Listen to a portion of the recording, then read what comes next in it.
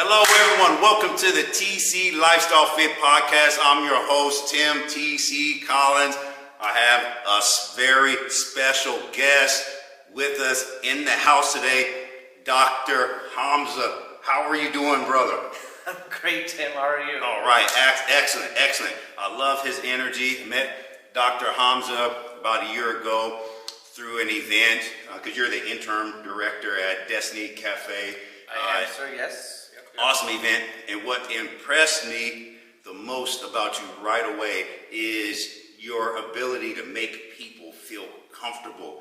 Here is this high-level leader, executive of an organization, but he's going around making sure everybody has what they need first. You make sure everyone's seated, everyone has their water, their beverage, their food, and it's impressive when you see a person of this magnitude, this level of energy, puts other people first. First of all, can you tell everyone about your role at Destiny Cafe, and then where does all that incredible energy, where does that come from? Because I need some of that. No, I like it. No, first of all, thank you for having me on your show. There's so many different parts of being a leader. Yeah. And I think you said it correctly. It's that space. Mm-hmm. So creating that comfortable space, and spaces matter, and also to have a space to yourself for your community matters. So that's what we're trying to develop at Destiny Cafe, is a space for individuals that are high functioning, but that are not neurotypical. So these are individuals that are not allowed the services that lower functioning people that are non-neurotypical get. So I like to do that. I like to work for organizations and agencies and people to promote an inclusive mission, but really create spaces. And I think you said it very well. Yeah. We felt comfortable. Any space can be like that, but it's all about setting the intention. So through the hard work we've done for the last year and a half, almost 2 years, working indirectly and directly with Destiny Cafe now as interim executive director, really pushing towards making that space where these individuals can come and celebrate, work, and thrive, but then also invite community leaders and members like you in your community to come celebrate with us, to come and hang out and, add more layers to that Omaha community that we have. Nice, nice. You're also a creative individual, creative entrepreneur. And it reminds me of this movie I just watched yesterday with my daughter, Flamin' Hot. You have the man who was poor initially, then he becomes a janitor for the Frito-Lay company, and he works there for about 10 years. Then the company is getting ready to lay off hundreds of employees. He goes to the CEO of Frito-Lay and says, "Hey man, I have these spices at home in my cabinet right now. How about we put these on your Cheetos and start selling it so everyone can, keep their job safe." And they go ahead and take action on the idea, and it was such an inspiring story, because here is a man who didn't know how to barely read, write, fill out an application, didn't know anything about all these fancy profit loss, spreadsheets, but the CEO was invested in his idea, and he goes from probably making, $8 an hour to now a $15 million having a $15 million net worth. So your ideas can change your life. Can you tell us about how an idea that you came up with changed your life and changed the life of other people God has called you to serve? Yes, and I like how you mentioned that, because the idea can be good, but the person giving chance for the idea to become real, that is what can harbor a lot of great people. Just going back to movies that I've seen that reminded me of Hidden Figures, and getting NASA. Mary Jackson. Yes, I love that story. And that story. Be the first. Yes, but it was just the idea of how hard they had to work for that chance. And sometimes it can come as you get an idea and then it's a moment of desperation. So really just knowing that, if you can go back to that old saying, don't judge a book by its cover, don't judge an idea by what your preconceived ideas are, our internal stereotypes that we put in, that's how you can make it successful. So that's a really good example. Still haven't gotten a chance to see it. The thing about working in nonprofits is that you're very busy. It's a very social job. So hopefully we can, I'm going to check it out now because movies and ideas inspire me, and especially I can think of a good snack to have while you're watching that movie. Oh, yeah, nice. Flaming hot Cheetos. And also a healthy one to complement it. So an idea that I started was back when I was in Texas with my coaching company. Yes, okay. So I started a coaching company back in 2016 when I moved to Dallas, and it just came out of me working part-time after just having worked a full day. I would meet kids at Starbucks and I would coach them. I had a very great student named Alex Ralph, who actually just graduated from Elmhurst University with his bachelor's degree. And his background of very high intelligence, very high thriving, but struggling on standardized testing. And that mentorship that we've had throughout the last few years, he just graduated, I spoke to him yesterday. So just being that mentor and seeing that as, okay, how can this company, it was Learning with Hamza, so we called the company Leanza. Oh, Leanza, Learning with Hamza. See, that was the surprise. See, you were always where did the name come from? Yeah, cool. So we started the company, thrived very well, and then basically March 2020, I was kind of forced to shift it online, and that's when we lost that touch. So flash forward 3 years, I'm back in Omaha, graduated from Baylor with my doctorate in curriculum instruction. Baylor University, wow. Yep, Sick'em Bears. We're nice. I need to go with my Huskers though, but I still love it. Hey, it's okay, man. We support all the colors. We got green, we got red, we got yellow. That's right. So having lived there, having come back, I realized, okay, what did I learn, and what was this idea of coaching for youth? How can we take it into the future? Why young people though? Why did you focus on giving your energy, pouring it into the young people? There was a gap. So what happened was kids were studying for standardized tests, and they were not scoring well. And with that score, they predicted their success for the rest of their life, which is a fallacy. Because yes, it is. What I showed in my dissertation with the students that I coached is that anyone can experience motivational coaching and thrive. You're not based on an adaptive score, so it's more on what you know, what your skills are, and anyone can have those skills to be successful. You don't have to have a degree, but you can get a degree to accent and make yourself more. But the skills that you learn, your social skills, your pro-social skills, those are universal. It does not discriminate on any background you have. You learning those skills will make you successful in everything you do. Wow. That story you just told me, it reminds me of a book I read, Angela Duckworth. It's called Grit. She talks about how success is determined by passion and perseverance, not so much by skill or talent. And she used an example, West Point University, which is a military organization. Very structured university. Very structured. These cadets, they'll come in, there's like 14,000, then it winnows down to 3,000, 2,000, 1,000, a few hundred. And these are, most of these kids, they come in really good physical shape and with these high IQs, but the ones who finish and stay to the end, finish the program, are the individuals who have grit. And can you teach that to someone, or is it So built I've in? quoted Angela Duckworth in my thesis. Yes. Because grit is a very important tool. You can be born with a lot of finances and a lot of luxuries, but if you don't have that tenacity or that grit, it doesn't matter, because you won't have a drive to create your own type of wealth or your own type of identity.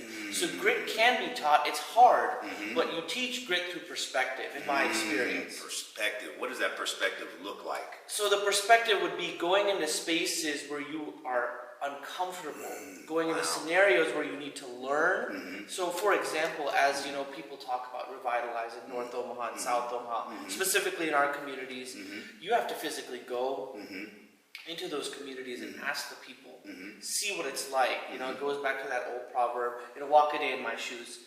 When you experience that, then you can know, hey, I know what it's like. I've asked people, I've seen it, and also I understand where to go from here. Because you walk hand to hand with people that have been through that situation. So that can be learned through a mentor. Wow. That can be learned through a teacher. But you have to actually go and experience these things. You have to be in those spaces. Again, the space matters. If you're wanting to change a space, you have to go to a space where it's not working. Wow, that's so good. And I love how you mentioned experience. Sometimes it is our experience that keeps us from moving forward. Because I learned from a psychologist, Virginia Satir, that the original experience is not the entire system. So sometimes we experience a failure, and that keeps us from wanting to do it again.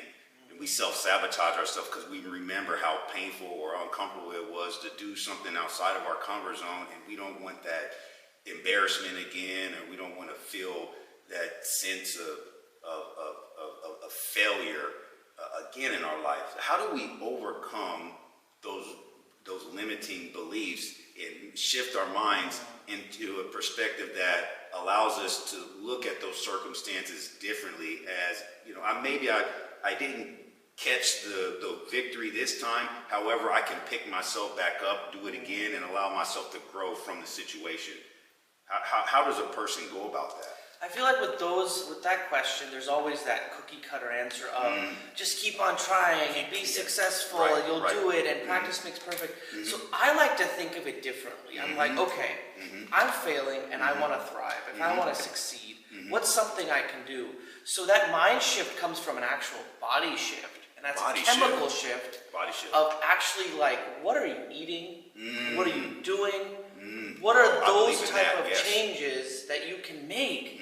That way you can think different. I really think if you're failing at something and you're struggling at something, but your coping mechanism is vaping, cigarettes, alcohol, drugs, and it's easy, right? It's just easy to go towards those substances because you're struggling, you go after work and you have a drink or you have a smoke, and you're in high school and vaping is just so common now. Take care of your body, number one. So Start there. So that is an instant change that you can do now, you can change it now where, if you were drinking like something that was high fructose syrup and not healthy.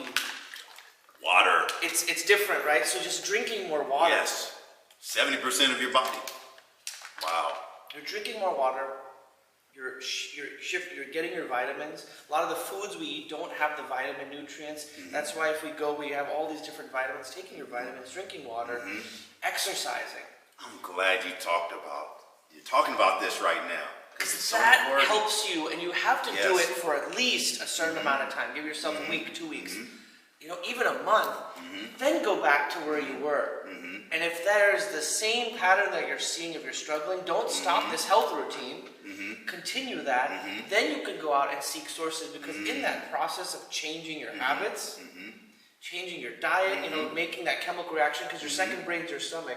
Yes, right. You've allowed yourself to actually have a chemical response because now you think differently. Wow. And that is a direct change, right? It's not like, well, I'm just going to keep on trying, and if I fail, I'll succeed.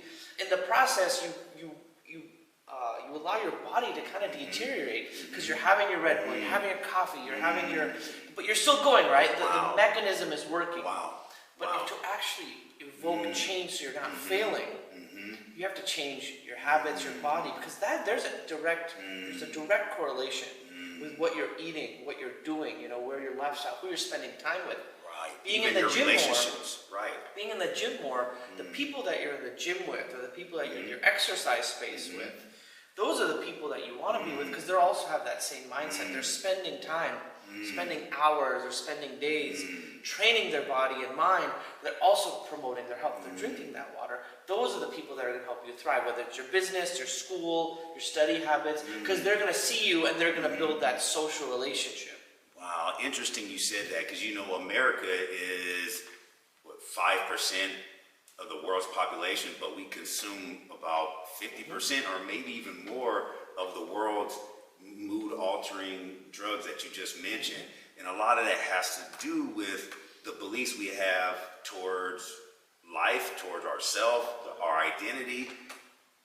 I believe everyone knows they probably need to start drinking more water and getting to the gym and start exercising more. However, if you have that mental obstacle in your way, which is invisible, how do we get rid of that invisible barrier that's keeping us from growing?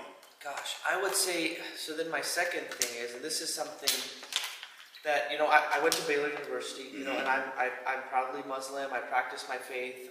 I'm involved with our tri-faith community, which is very active. It's a mosque, temple, and church all on one campus. But I go back to faith because at Baylor they taught that you have to have the structure of faith. You have to have that prayer to get rid of that other mental roadblock. That can sometimes not be a popular topic as we take religion out of schools and as we take religion out of just the conversation. I go back to a topic that I always say is that religion is part of the inclusion dialogue. When we limit our talks about inclusion to not include religion, I mentioned individual with disabilities, then we're limiting that voice. So I always say there is a power in those spaces, and if you've got those mental roadblocks, I'm not saying you have to necessarily pray, but go to that place where you can unwind, get that mental roadblock, drink your water, just change your body. To do that, you have to actively get out. If you're going to a space where you need to just have a cathartic experience, that might be just outside and closing your eyes and just allowing yourself to have that moment. But sometimes that moment is just letting God inside of you to just let yourself heal. We don't want it because it's uncomfortable, because we don't want to say we're broken. But that mental roadblock is very powerful. None of us are broken. We've all gone through challenges and obstacles, but that doesn't mean any of us are broken. That just means we're actually stronger because of our ability to overcome those circumstances in our life. Can you talk to everyone about what it was like for you coming from where you were born, making your way all the way to the United States? Because you were born in Pakistan. I was born in Pakistan. Good memory. Yes, so I was born in Pakistan. I became a legal resident when I was 4, so it was a pretty easy process. Cultural identity and religious identity were a big thing because we grew up in a time post 9/11 where it was very, very tough to be openly Muslim. And it was very hard for me because I didn't look like my traditional Pakistani family, friends, or, even my sibling. We don't look alike, but we share, that same culture. So going back and realizing that it was very tough, but again, that's that grit. I'm not broken because I'm struggling and I'm doing this. I'm developing grit. So I developed grit. I love that. It's something you develops develop from a long age. And going back, and I've read. Callous your mind, like David Goggins. I don't know if you're familiar with David Goggins. He's a retired Navy SEAL. He's on YouTube and Instagram doing all his push-ups and pull-ups and motivating people, saying stay hard and all that. I love him. He always calluses are always good because calluses show that you can actually hold up to it. When we lose our calluses, when we just, they always say, soft hands, you gotta have that grit. That's that labor. See, I got a little bit right there. A little bit more.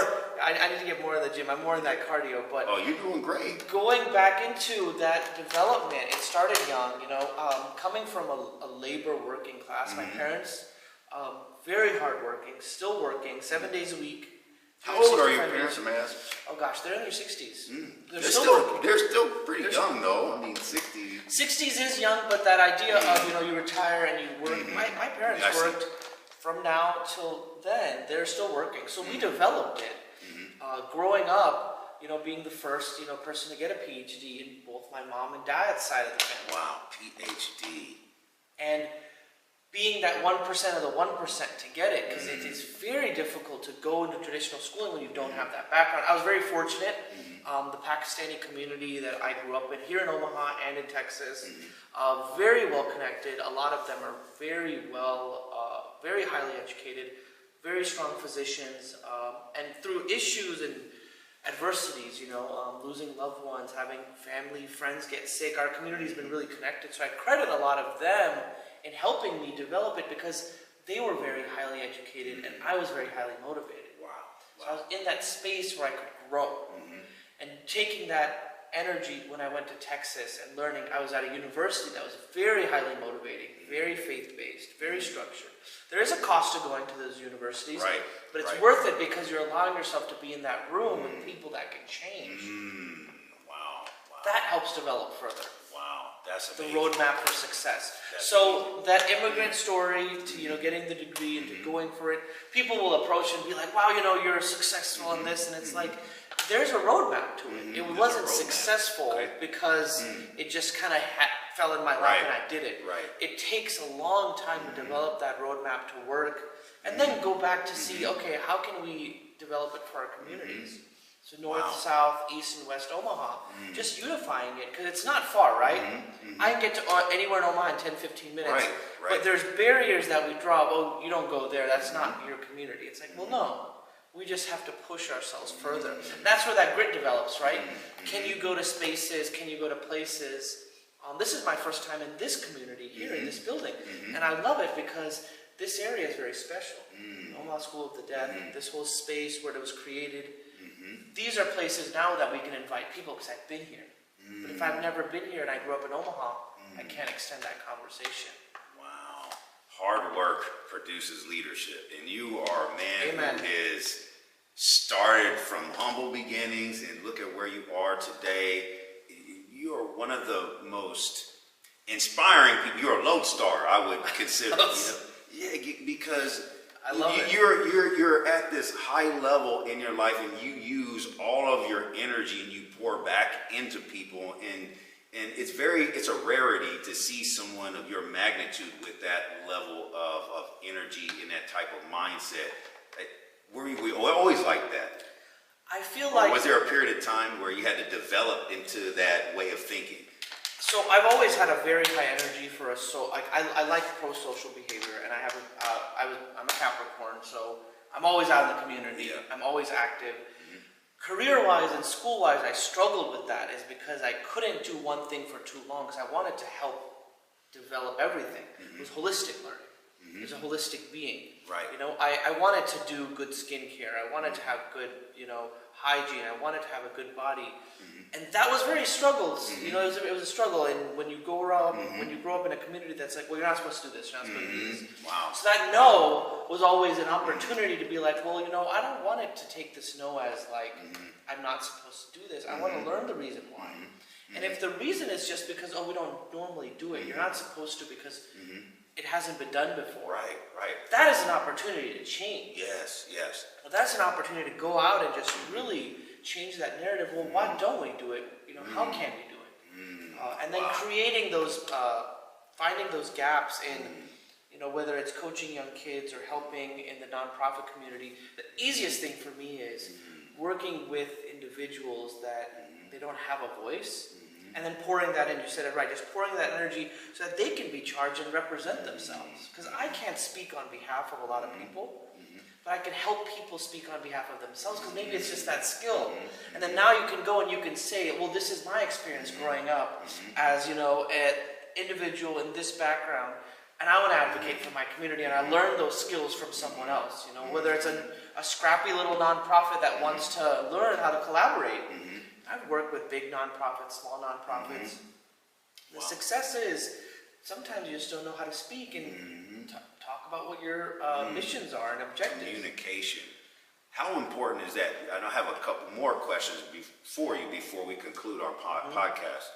You're an incredible communicator. How important is communication when you are a leader in your community, at home, business?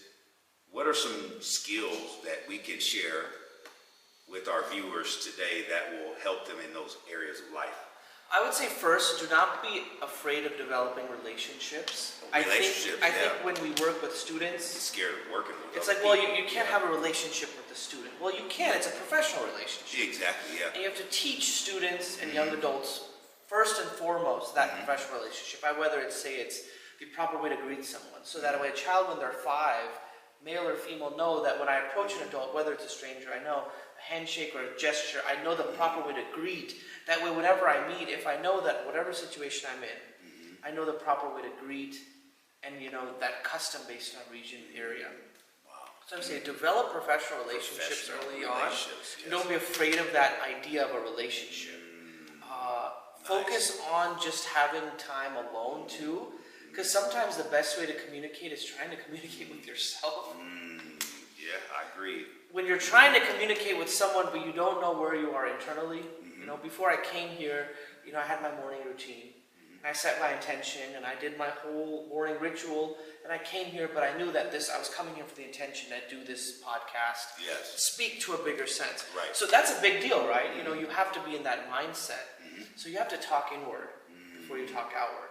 And third, I would say is that Intrinsic it always starts from inward. communication before, external communication. 100%. And then third, I would say is go in community settings where you can meet individuals. So, for example, the Malcolm X Foundation, they have a community garden.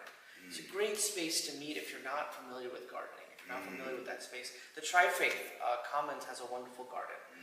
I always say there's something about getting in there, getting in spaces. For me, I'm not a very good cook, but I do like the idea of helping with the harvest. There's things that I'm still practicing and getting better at. Yeah. So community gardens, and this is that time where you can go outside and be active. Going into community social settings with nonprofits. There's so many nonprofits that host events, camps, and places for all individuals during the summer. So going to those spaces and being around people, if that's something that's uncomfortable, and meeting a stranger and going and having those interactions, that's going to help you develop that skill, because that's that practice. Get comfortable with being uncomfortable. Yes. I've heard that so many times. So it starts from that initial beginning of develop those professional relationships and go into everyone you meet as, I don't care what this is, I want to have a professional relationship with you, and whether we're friends or not, I want to know how we can develop that. Second would be looking inward.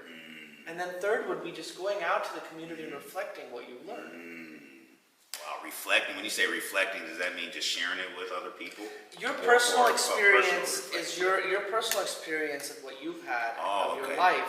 You can reflect it outwards to people that you meet, because you have a background and a story of what you do and why you do it and why you're successful in it. Yep. You reflecting it outward is going to make me say, hey, that's so cool, I want to learn more. Hey, that's cool, how can I help you? If in my span of work, if I can't get donations, I ask for advice. And if I can't get advice, I get, guidance, or maybe that reflection of what can I do better. You never leave the table empty-handed. Wow. So ask questions. If you need help, don't be afraid to ask questions. And you reflecting outward your experiences is going to help you learn those social skills. Because now you're able to talk, you're able to know the mannerisms, you're able to indirectly learn, and then if you need more practice, you can go to people that can help you with, hey, I want to learn on how to dress better when I speak, or I want to learn my own branding, I want to learn marketing. You can meet those people when you reflect what your needs are. Nice, so beautiful. One last question. What's your message to the world of all the experiences that you've gained in your years of life? What's the number one idea or concept you want our viewers to leave today with? That's a very good question. There's a limiting thing with that one. I'm going to try to summarize it. So I would say if you leave with anything, it would just be to be kind, but be kind to yourself first. I think 70% of social media is fake. Yes. 80% is someone marketing or trying to sell you something. Whether they're wearing nice clothes or at a fancy restaurant, well, they're paid to be there. That's their job. Right. And we can be very hard on ourselves when we're like, I wish I could do that. I should, why can't I do that? Or, we'll work all and save all this money and then spend it on something we don't need. With money we don't have to impress people. And I think being kind to yourself is a great start. You can be kind to yourself by, just eating better, spending more time on yourself. So I think that's a big push is I started giving myself grace and being kind to myself, being more in tune with what I want, getting really involved with my faith, not just practicing, but actually getting involved. Going to the church, going to the mosque, and going to the synagogue, which proudly in this month I have. I've been to all those spaces with different events. I was allowing that kindness to reflect inward, and then I could go outward because I'm, in a synagogue listening to a talk about a difficult conversation. Clint Smith spoke about slavery and the Holocaust and how we need to continue conversations to heal. And it was so powerful. The toughest times in human history. But to do that in this space, and how we as a community could pray in a synagogue together and heal, that was a beautiful feeling. And I was allowing myself, because I was kind to myself, to go into spaces like that. Wow. So for me, that is the biggest takeaway. Be kind to yourself. Allow God to come into your heart, and don't be afraid, because there's different ways that we can practice a faith-based approach. But that's the biggest thing. You got to be kind. Nice, kind. Treat yourself like another person you're responsible for. I learned that from Dr. Jordan Peterson, who's a psychologist. Well, Dr. Hamza, we appreciate you for being here today. You are just this great ball of energy that we love and appreciate. Thank you for sharing your wisdom with us today. Those of you who are tuning in to our podcast today, make sure you like, subscribe, share this video, and give someone else your positive energy today. You are a blessing. We love you. Peace out. Flex those muscles. Yeah. All right. All right. I'll see you all soon.